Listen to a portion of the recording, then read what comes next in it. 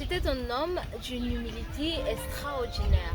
En plus d'être ouvert d'esprit, sociable, charitable, rempli d'humilité et d'un amour inconditionnel pour l'humanité, ce monsieur, par son mode de vie, a enseigné à l'univers que le succès ne se mesure pas à l'aune du pouvoir ou de la richesse matérielle, mais le travail abattu pour le bien-être communautaire.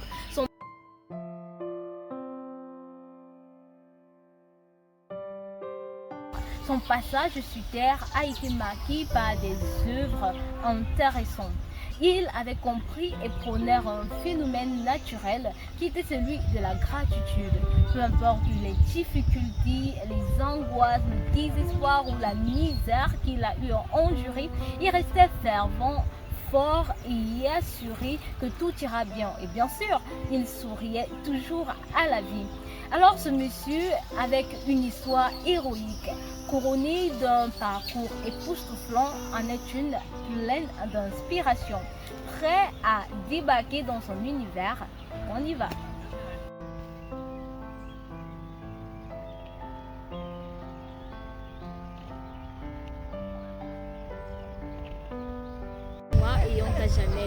Originaire du village Batsepo d'un groupement Bangan dans la région de l'Ouest Cameroun. En 1984, il obtient son certificat d'études primaires, puis poursuit ses études en série électricité et obtient son certificat d'aptitude du premier cycle en 1988. Je me suis inscrit en première année aux éthiques de Bacham, section électricité. 2 ans après, je me suis inscrit. J'ai fait les efforts au marché Bouddha.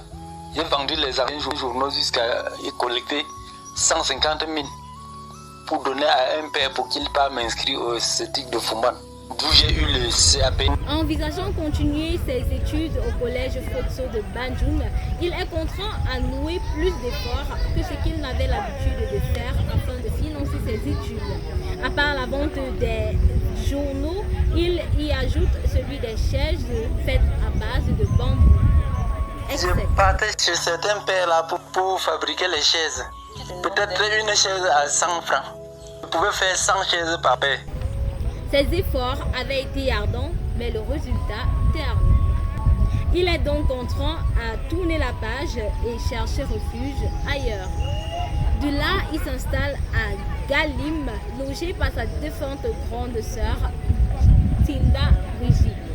Son parcours dans le dit arrondissement est marqué par une multitude d'actions qu'il met sur pied, dédiées à concourir au bien-être de la population de Galim.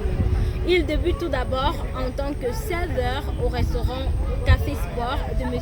Tinda Paul, puis décroche un emploi de gérant de quincaillerie chez M. Tefou Thomas et se lance dans l'auto-emploi en 1984, ouvrant sa propre quincaillerie.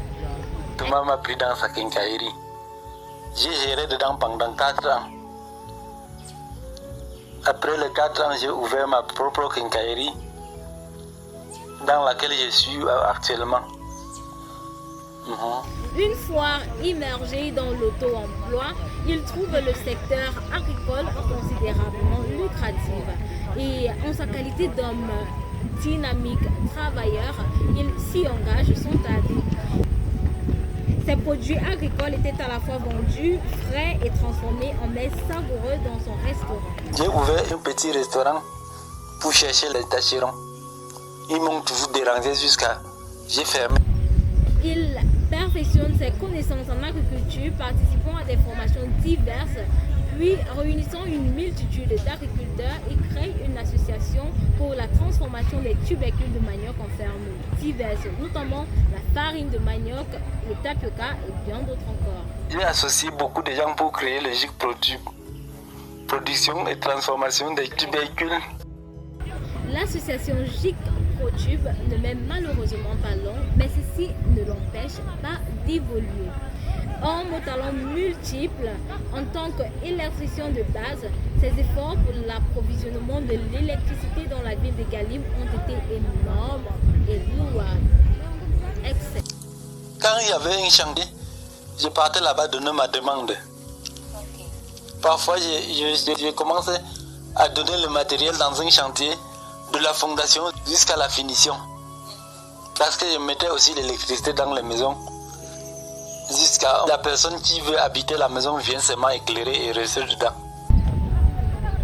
10 fonceurs passionnés de l'éducation de la jeunesse, ces actions dans le secteur éducatif n'en sont pas moins élogieuses.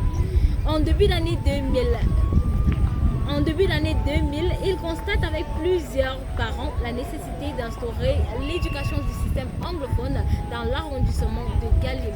Alors, une bonne concertation sur la roulette de M. Noudem Boniface conduit à la création d'une école primaire bilingue qu'elle est transformée 4 années plus tard en école publique. Noudem Boniface avait donné l'idée de créer une école primaire bilingue.